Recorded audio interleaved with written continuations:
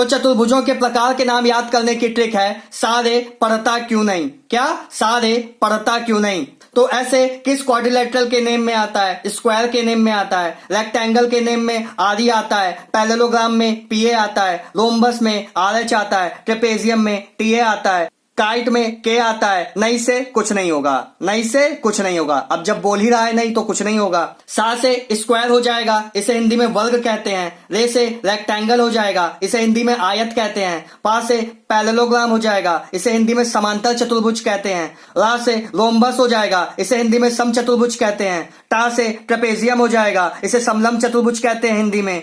Q से kite हो जाएगा, इसे हिंदी में पतंग कहते हैं। नहीं से कुछ नहीं होगा।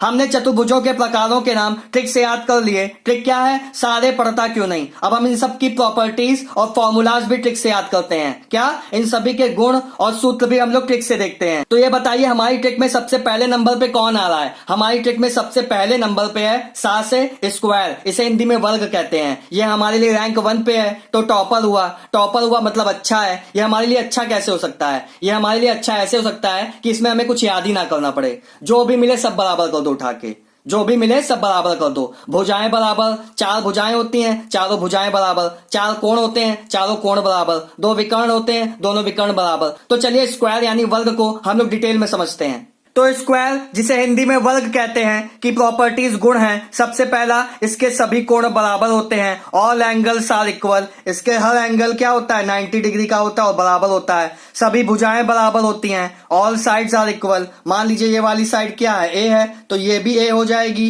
ये भी ए हो जाएगी, ये भी ए हो जाएगी। ये हमारी ट्रिक में रैंक 1 पे आता है। तो ये हमारे लिए सबसे अच्छा होगा। सबसे अच्छा कैसे होगा? इसमें हमें कुछ याद ही नहीं करना, जो है सब बराबर कर दो। सभी कोणों का मान 90 डिग्री होता है। All angles are measure of 90 degree. ये भी 90 का होता है, ये भी 90, ये भी 90, ये भी 90। विकर्ण एक दूसरे के बराबर होते हैं। Both diagonals are equal.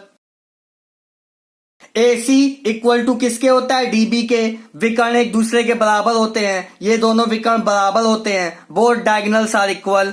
विकर्ण एक दूसरे पर लंब होते हैं। Diagonals are perpendicular to each other. विकर्ण एक दूसरे के बराबर तो होते हैं पर एक दूसरे पर लंब भी होते हैं, मतलब एक दूसरे को 90 डिग्री पे काटते हैं। ये पॉइंट अगर O है जहां पे ये दोनों एक दूसरे को काट रहे हैं तो ये दोनों एक दूसरे को समद्विभाजित भी करते हैं, मतलब 2 बराबर भागों में बांटते भी हैं। जैसे AC जो डायगोनल होगा वो DB डायगोनल को 2 बराबर भागों में बांटेगा, OD और OB।